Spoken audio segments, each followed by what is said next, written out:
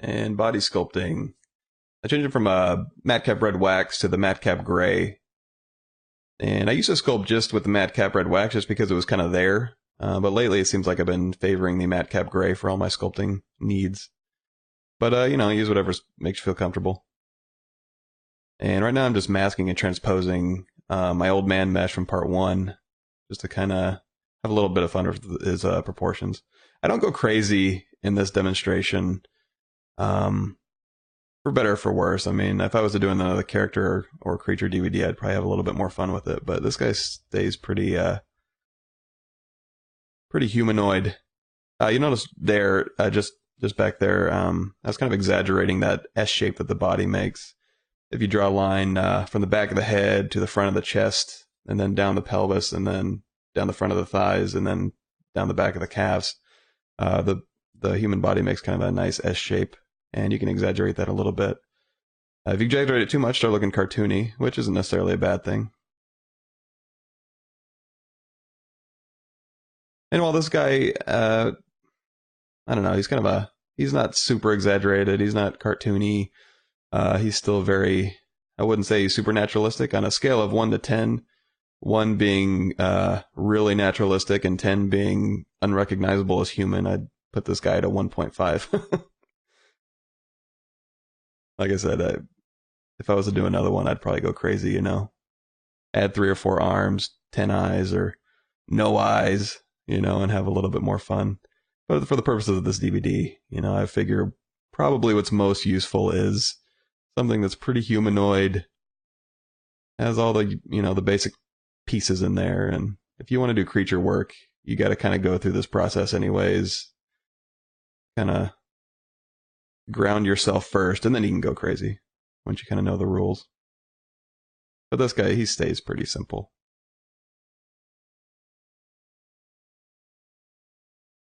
And throughout most of this, I think I end up using just the move and standard brush 99% of the time. As I use other brushes, I'll call them out too. But I keep it simple.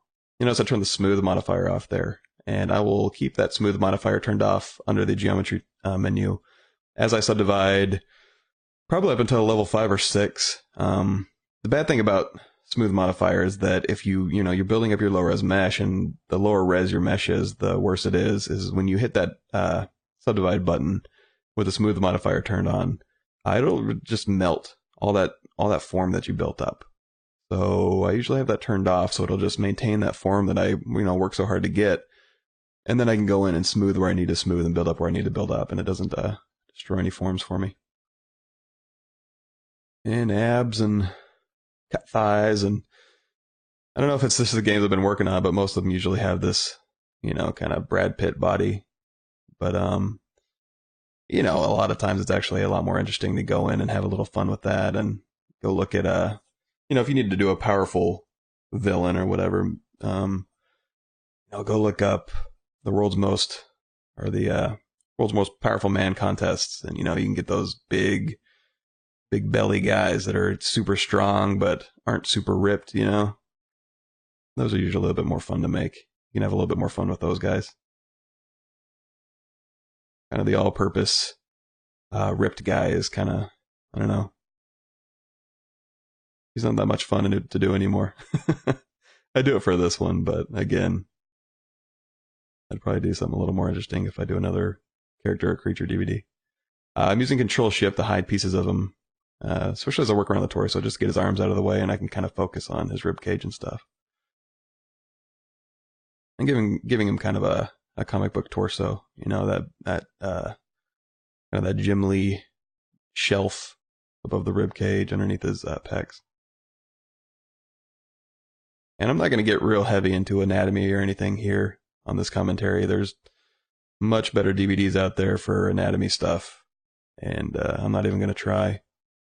I can name off all the major parts, but if you want to get into a discussion on origins and insertions, you're talking to the wrong guy. Here's the serratus anterior. I know that one. His lats.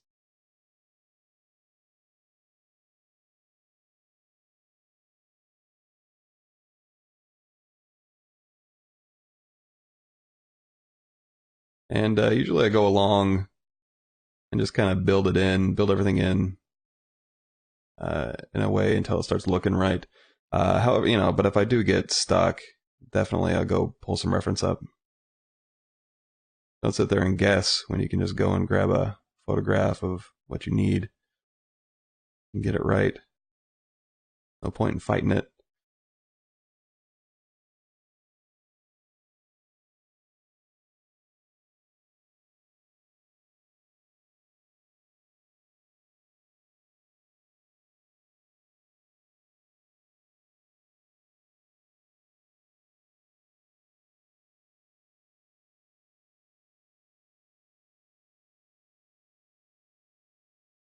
And just modeling the basic facial features. And I know he's going to have big sharp teeth in there, so I'm just kind of leaving it vaguely open. And I know he's going to have teeth coming up from the bottom, so I went ahead and cut little notches into his top lip where they're going to fit. Not quite sure what I'm going to do with the head. I'm just kind of roughing that in.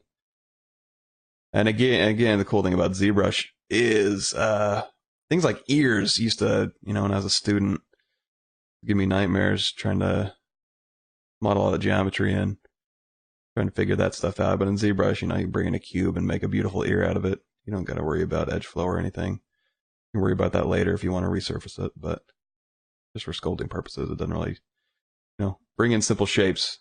It's getting to the point where I try and build as little as possible. It's almost a fun game to see how little I can bring in just to get it to work in ZBrush. I used to hard edge model a lot and really try and build everything I needed and then go into ZBrush and just kind of sculpt a little bit on it. But nowadays it's, if I can do it with a cube or if I can do it with just a real basic shape, that's what I'll bring in. And I bring in as little as I possibly can and just work it out in ZBrush because it's usually 10 times faster and a million times funner.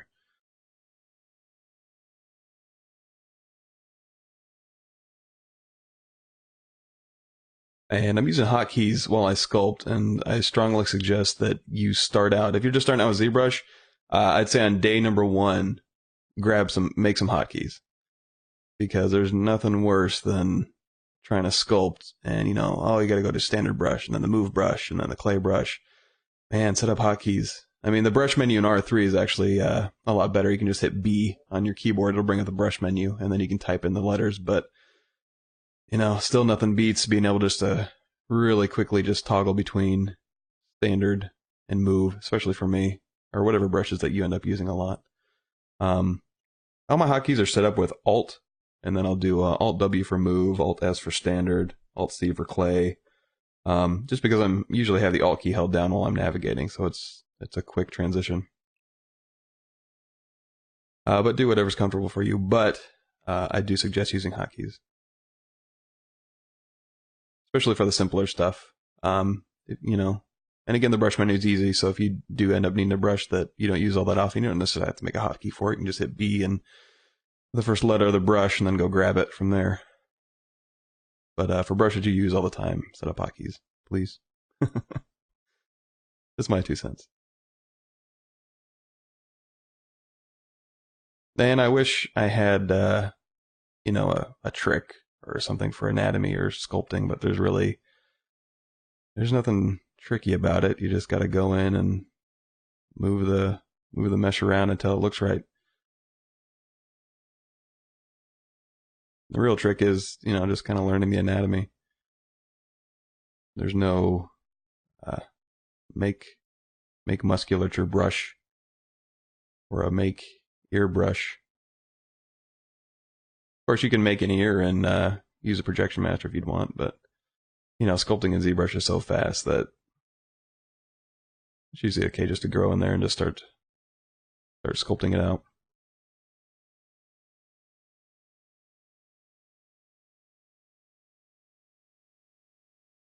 And these are looking vaguely like Arnold legs, so I'm assuming that's the reference I had pulled up. I'd recognize him because I usually end up using him for my muscular guys.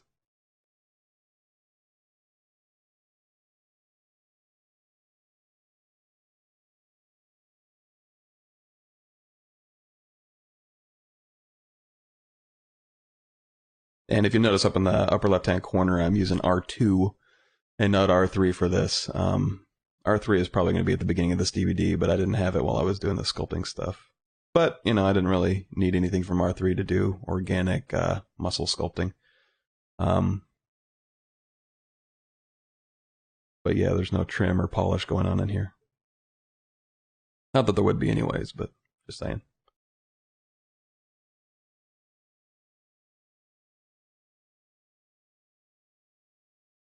And like you see here, you definitely want to sculpt all around your object. You don't want to sit on one camera angle and sculpt it and then turn and realize that, you know, you don't have any draft to your face, or your muscles look weird, but you can't really pinpoint why. It's probably because you weren't sculpting around your model. So you got to look at it from all angles: inside, outside, upside down, underneath the arms, you know.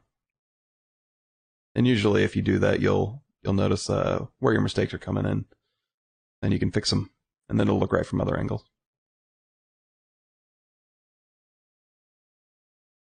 Looks like I'm grabbing his teeth. And these teeth could have been made from cubes. You could Z-sketch your teeth if you want to. But just to save time, I went ahead and just made some really rudimentary teeth to bring in.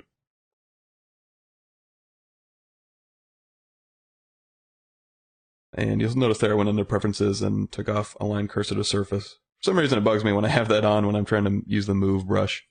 It doesn't really bother me all that much when I'm doing hard edge stuff, like trim and polish and stuff. I kind of like to see the brush conform to the surface, but when I'm doing moving, using the move brush and just kind of general sculpting, I usually have it turned off. I guess because I've been using ZBrush too much without it. I'm not really used to it yet. And again, there's no trick going on here either. It's just sculpting teeth. One thing I am doing is like what you said, just did there. I turned on the smooth modifier, subdivide it a couple times, and then turn it back on and subdivide it. Oops, looks like I lost symmetry, so I'm gonna mask one side and just did a smart resim, just to get that symmetry back real quick. But what I was saying, turn the smooth modifier off, subdivide it a couple times, and then turn it back on, and you can maintain your border edges a lot better doing that. And you notice it's kind of pinching there, so I grab the inflate brush and inflate that out. And then I'm not paying a whole lot of attention to these teeth because I don't plan on doing any super close-up facial animation or anything. But you know, just get some teeth in there. Teeth is another thing, just like ears, where I remember as a student, God, going in there and modeling all the teeth and the gums and making it all perfect. And nowadays it's just, give me a cube. I'll make some teeth off it real quick. Not worrying about gums or the geometry around the gums. It's all about speed for me lately. How fast and how little I can use to get it done.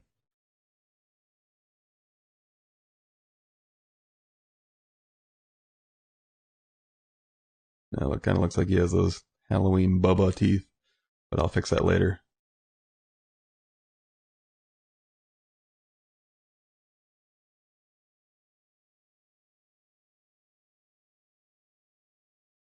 I'm playing with his face a little bit. And again, I'm not using a concept for any of this stuff, but God, that sure is useful. You got a good concept team, they're priceless. It rarely happens, but if you're ever given the task to just nail the concept, that's probably the easiest sculpting job you're ever gonna have. All the problems are solved for you. All the cool stuff's already thought out. You just kind of gotta go through the motions, you know, the technique. And that's the easy part. So, you know, it's kind of, you know, the hard part is kind of coming up with cool stuff to think about, or, you know, trying stuff and it's not really working. If they can work it out on paper beforehand, it's great. I say they, you know, that same can apply to you. There's no reason I mean, I should have concepted this out in retrospect, but I just figured I'd jump into ZBrush and see what happened. But ideally, you probably want to put something down on paper. You know, work out the problems and the coolness factor. Well, it's cheap, you know, on paper. Not that ZBrush takes all that much longer. In fact, you know, you can probably do a lot of concepting in ZBrush just kind of moving stuff around. If you're doing creature work, grab and pull and really go crazy and kind of see it in 3D. But for character stuff like this, where you're going to end up adding straps and armor and stuff, probably faster just to get it down on paper. Make sure it's cool on paper before you go into ZBrush.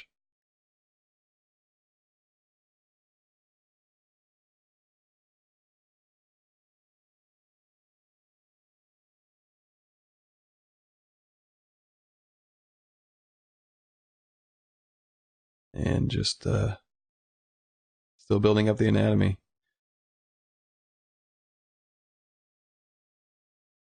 And this is just, laying the foundations. All the cool stuff will go on top of these foundations. And it's really important that your foundation is pretty solid. You'll end up polishing a turd. And there's actually an example of that later on. When it comes up, I'll tell you.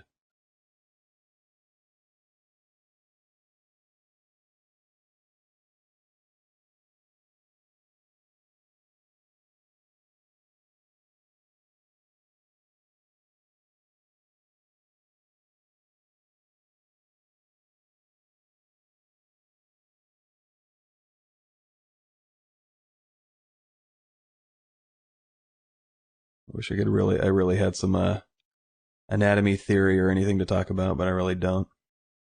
Get an anatomy book, make it look right.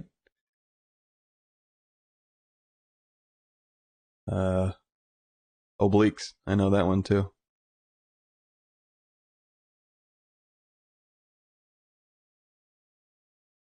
And I'm not exactly sure when, but his back ends up looking a little bit busy, and I end up smoothing it out. I'll point that out when that happens. But it's not all about having every muscle super striated. You do want contrast in there. Just like anything else in art, it's all about the contrast. It's the thick line and the thin lines and the deep tucks and then the smooth surfaces, And I think this back ends up getting a little bit too busy, so I end up smoothing it out. But you don't want everything super striated. It ends up just looking kind of weird.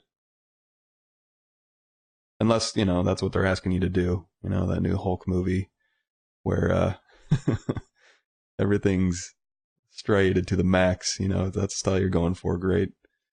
But generally speaking. And here's the turd I was talking about. Watching this again as I was going, it looks like I should have stayed on the hand a little bit longer as modeling, but or at least pulled out some reference. I do end up fixing this later, but it kind of bothers me watching it now. His hand's kind of iffy proportionately. And, his palm bones are a little short and his thumb's kind of weird, but, make sure it looks right. Ideally.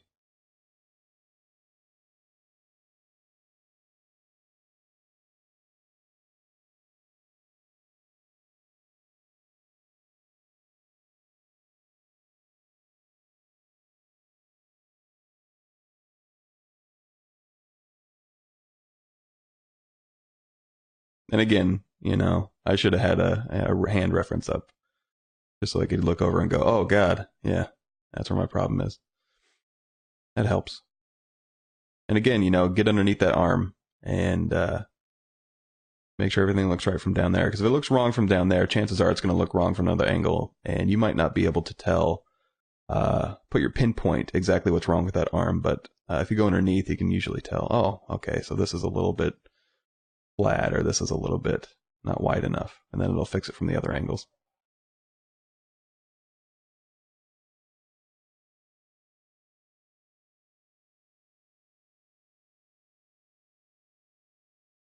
But yeah, if you do end up doing a cannon fodder guy like this, where he's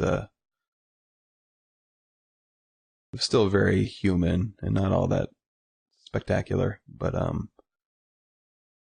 you can still have a little bit of fun with the anatomy. Go grab some Frazetta rib cages. Those are usually a little bit funner to make than just your average bodybuilder rib cage.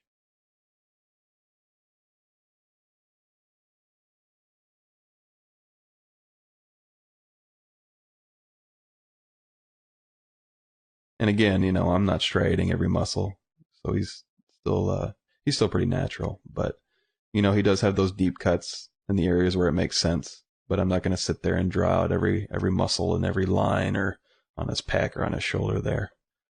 Just the masses, and you know, because he still does have skin.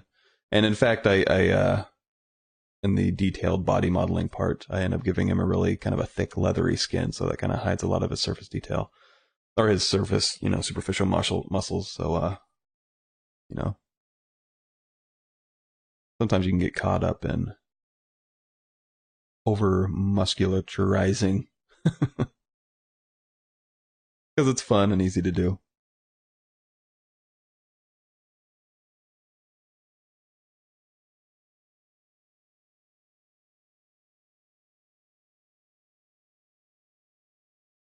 And again, just trying to work him as much as possible at that subdivision level before I move on. Because if you divide too early, you'll end up just getting frustrated. So push those verts around while it's easy. And again, I'm not doing every striation. I'm putting those notches where he's going to be cut in the deepest, and then the rest I'll leave.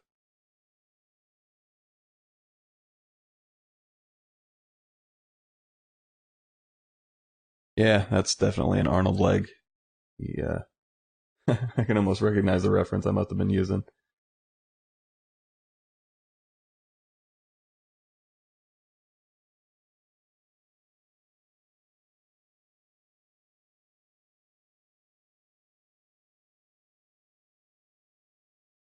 Probably more so than anywhere else. I probably have more fun with his head. You know, but again, not too much fun. He's still very humanoid, and I figured that was probably the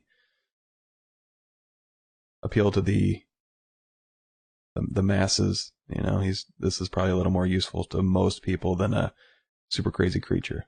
But, and I got to be honest, super crazy creatures are a lot more fun usually. And I probably mentioned this in part one, but you know, if you need any awesome creature reference, go check out Jordu Shell, shellstudio.com. He's a major source of inspiration for me.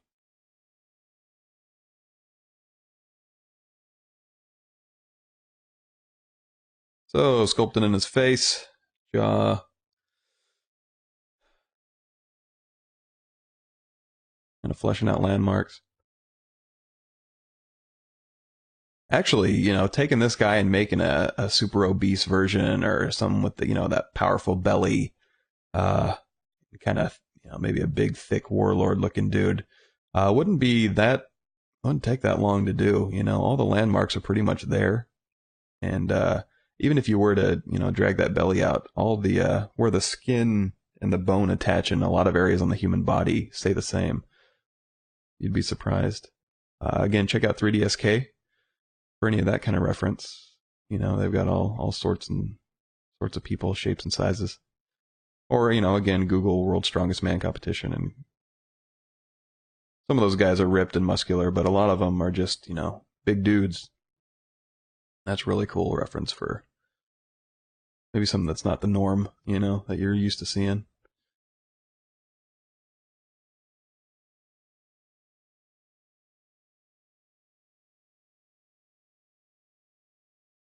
And here I'm still just, you know, kind of going through the motions. I don't actually end up detailing this guy's feet out too much.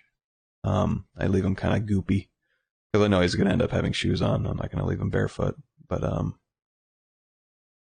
I take it to a certain level just so you can, I don't know, see a foot sculpted, I suppose. And this is a sock foot. You know, if he was going to be barefoot and that was going to be a major part of his character design, I'd probably go in and model toes, or at least sculpt it in and then resurface it so that he had separate toes. But for the purposes of this DVD, and also just, you know, usually for like game res purposes, it's rarely needed to actually sculpt out individual toes unless he's got a big spread like a Tyrannosaurus foot or something like that. Sock feet are usually fine. By sock feet, I mean just, you know, start out with just a foot shape and just model toes into it. And you notice I'm hiding and showing parts of the mesh just because while I'm capturing, it can tend to slow down a little bit, especially on extended capturing periods like this one was.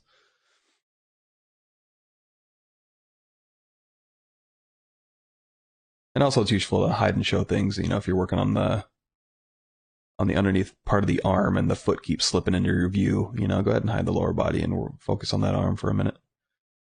You sculpting the round obviously, but if something's getting in your way, just hide it. And then again, that's Control Shift drag, and you'll drag those windows out. We went over that in part 1 though.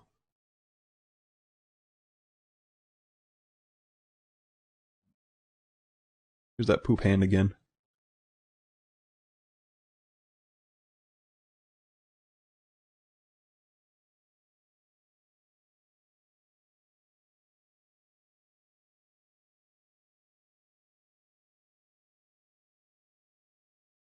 And again, just the basic idea of the hand.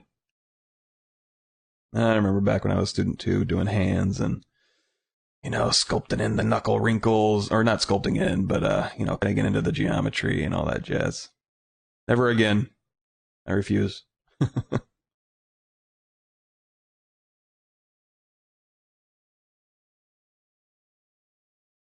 Here I mask out those fingers and then just use the transpose to move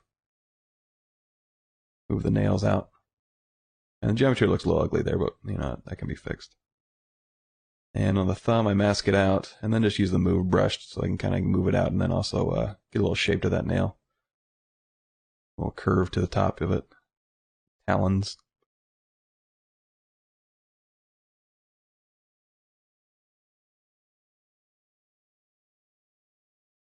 There it is. That's where the back was getting a little busy, and I smoothed it out quite a bit. And I do end up building that up just a tad, his back, but I didn't want a super ripped back. It was getting a little bit much for my tastes for this guy.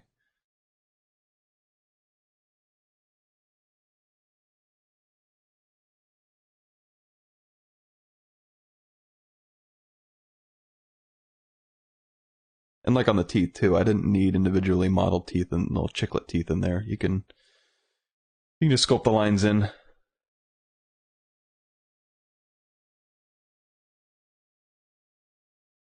And I'm not modeling a wiener on this guy, but again, 3D SK, I got tons of wiener reference if you need that.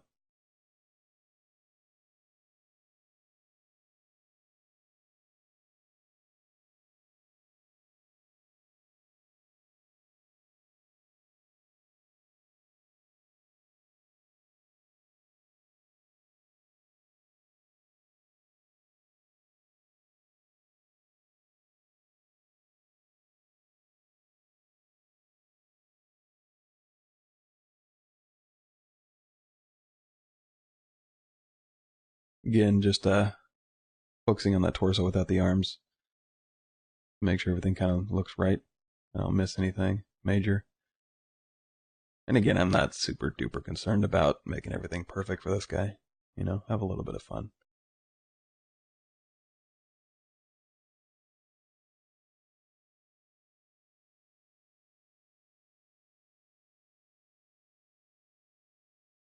In some other areas of the body, I do know better than others. You notice I use the Arnold reference on the leg just because, sometimes I forget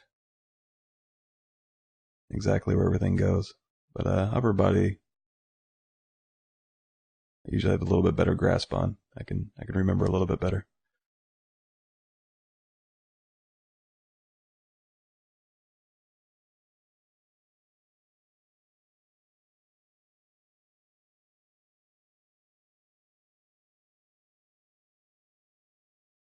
And back under the arm.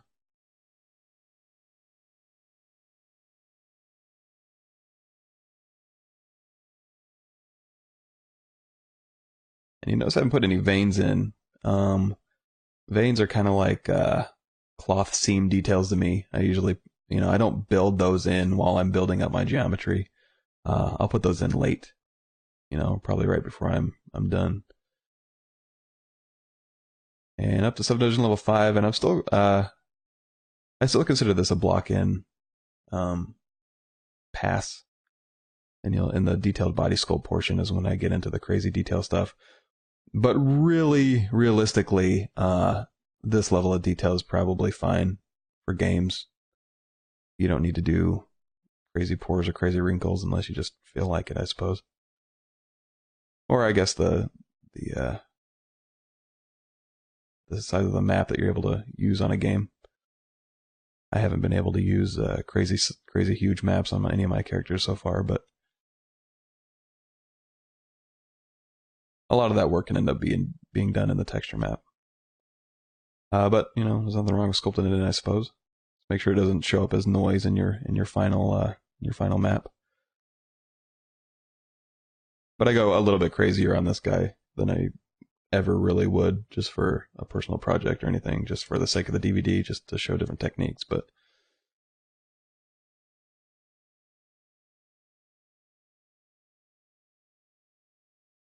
and once I get up to the subdivision level, you'll see me using the clay brush more and more, just because it tends to maintain shapes brushed together a lot better than like a standard brush. But I'll still use a standard brush to make those cuts, and then I'll use the clay brush to kind of fill them out.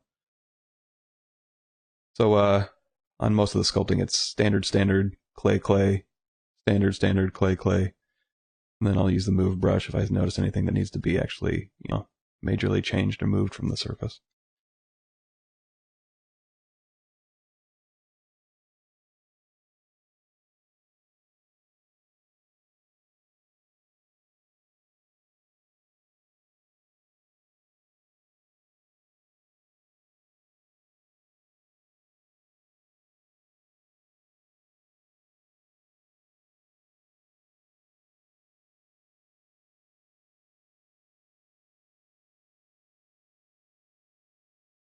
And really, even at this point, it's especially if you're doing creature work, but it's good to have a backstory that you can kind of build from, and that'll kind of inform what you end up making. I didn't have a real backstory for this guy, but kind of helps you make certain decisions. When I get into the detailed body sculpting, I do start thinking about, okay, what's this guy? Where's he from? Would he have anything vestigial? I end up making him more of a bat-like creature, so he ends up having kind of a vestigial tail and some weird membranes. But at this point, I'm just kind of sculpting a generic muscle guy, kind of trollish. And yeah, you've seen that a million times before, and I turn him into more of a bat-like creature, which you've seen 999,000 times before, but a little bit different.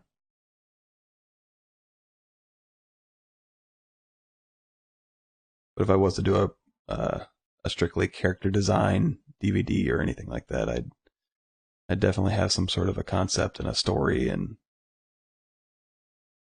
that's really helpful. And here I mask out the nails, so I can kind of pull that flesh up over the nail and kind of get a nice crease in there. You can do the same thing for the teeth, which I think I do. You mask out the teeth and then pull the gums down over it.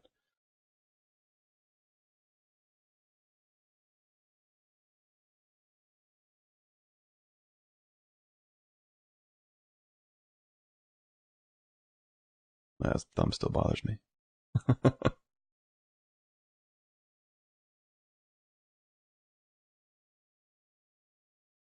And back up on the head.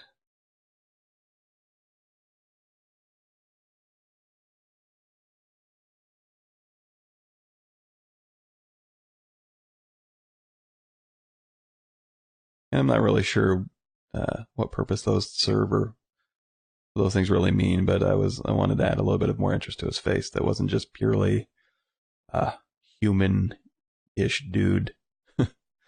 I put some weird holes in his head and figured I'd flesh those out later as to what maybe those could be. Weird kind of nodding going on in his brow. And again, flesh out the ear. And, when you're first starting out, if you need an ear reference, grab, Google image search an ear or go to 3DSK or whatever.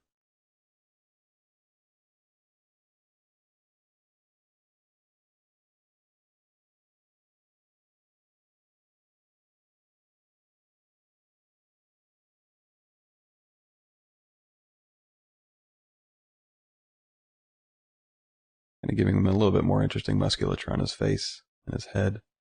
His jowls, you know. You can kind of see the bones coming to the surface, and they're he's kind of got some ropey stuff going on. You know, and the exaggerated lips too.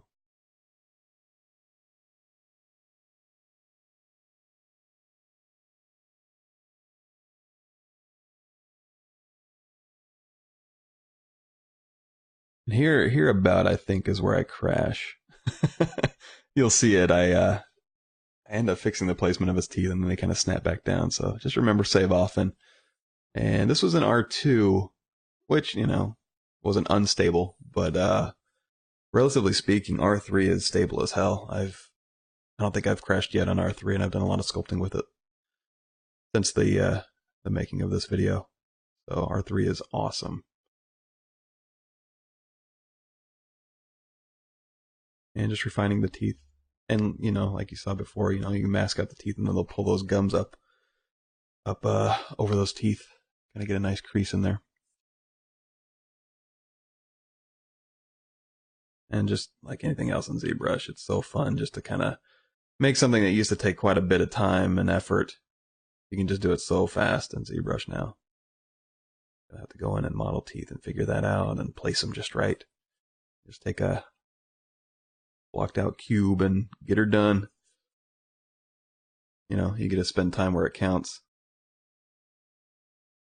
I think I use the pinch brush to make those teeth. Again, just refining that musculature.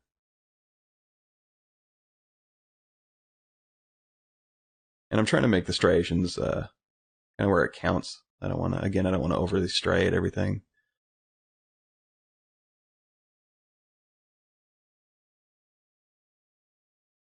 And now I'm starting to put in veins. If you do use a lot of recent bodybuilder reference, you could tend to overstriate everything, which, you know, if that's what you're going for, or the style of the character you're doing, that's fine. But, you know, wasn't really appropriate for this guy. But bodybuilder reference is very good for, you know, the vascularity, you know, putting in basic veins. And he's not crazy vascular, but I'm just kind of putting in the veins that would most likely be popping out of him as a moderately to very athletic male.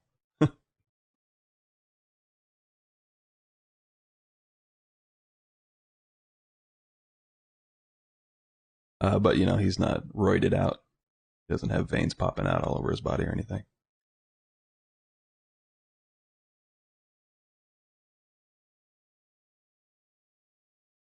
I don't know, for some reason I really like this lower back muscle.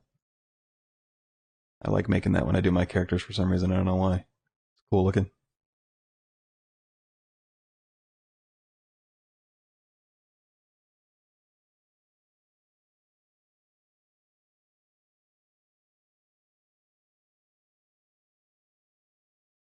And again, trying not to make that back look too busy, but still have all the right muscles there.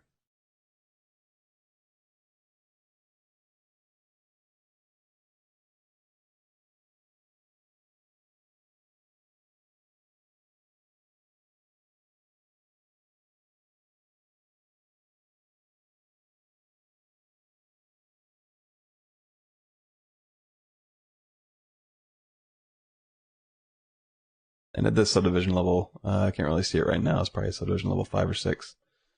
You notice I just turn the shadows off so I can get underneath the arm. In fact, you could probably go into the render menu and turn off deep shadows if you're having trouble seeing the little pieces here and there that you need to do. But like I was saying, I'm at subdivision level 6, and I'll end up using a lot of the clay brush to kind of brush over forms and kind of make it look like there's more skin on top of it than the real cut up muscles. I turn my shadows back on there. And I did go ahead and detail out the feet just a tad, just for the demonstration, but, you know, I don't get crazy detailed feet. Number one, because just in general, your character's feet probably aren't going to be all that noticeable. You know, unless you're making a flying game and you're back behind the character and his feet are always in your face, then you'd probably want to take a little bit more time. But, you know, this guy's going to have boots on and he's just going to be running around probably, a first-person shooter type deal. So you don't need to spend a whole lot of time on the feet. You know, pick and choose your battles, especially in a production setting, you know. Put your time where it counts. And feet really counts. I won't say rarely. Sometimes it doesn't count. But sometimes it does. So, you know, again, pick and choose your battles.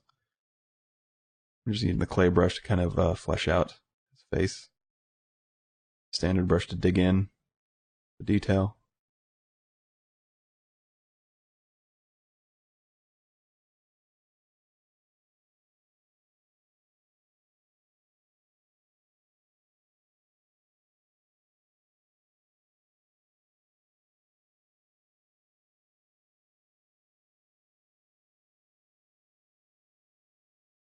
And again, not quite sure what those forehead things are for, but there's something to make his head a little bit different.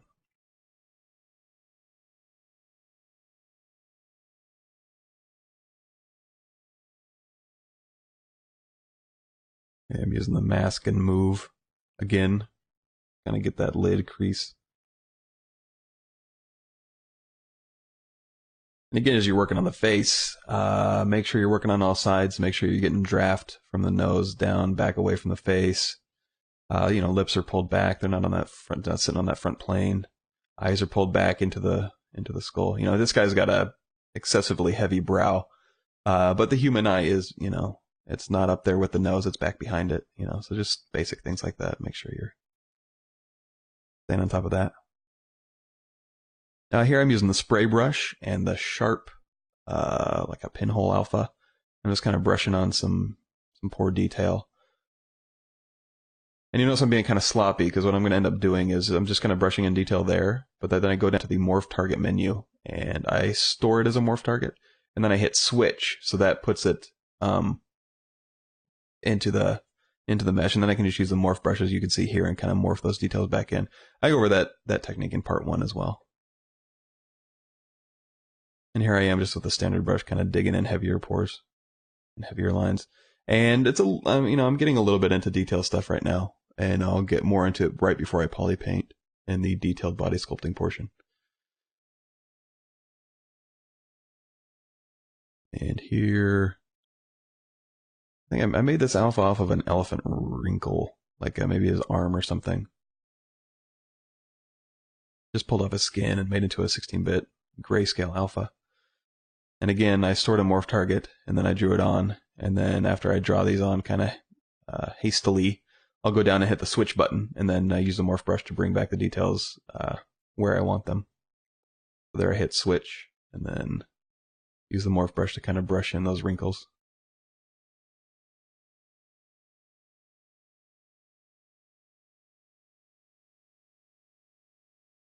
And using brush alphas are good just to kind of come up with those happy accidents.